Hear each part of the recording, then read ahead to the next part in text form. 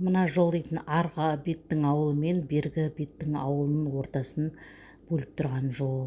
Міне судың көп келуінен себепті осылай жолды жарып кетті де, арғы жақтың халқы бері қарай шыға алмай қалды, бергі жақтың халқы ары қарай өте алмай қалды дегендей, осындай қиын қыстау заманда осындай халде отырмыз. Ор суының көптеп келуі мынау елімізді, жерімізді су тасқыны болып жатырған жағдаяттардың бәрі осы судың кесірінен.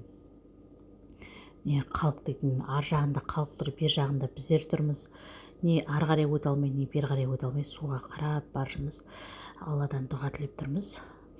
Халық дейтін қатты ашынып жатыр.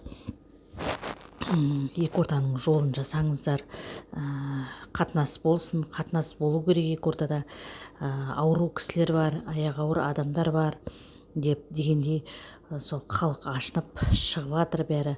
Осы жерде әкімге үндеу тастап жатыр. Міне халықтың жан айқайы жолды салып берсін, үйде ауру кісілерімізді жаңағы скорый шақырсақ скорый келмейді деп, өте қиын жағдай болып жатыр осындай елімізде.